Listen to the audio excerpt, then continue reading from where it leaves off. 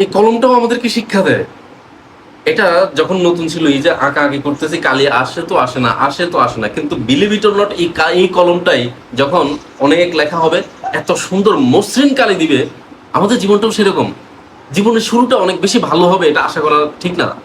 জীবনের শুরুটা একটু এলোমেলো হতেই পারে, আপনি এক্সপার্ট নাই হতে পারেন।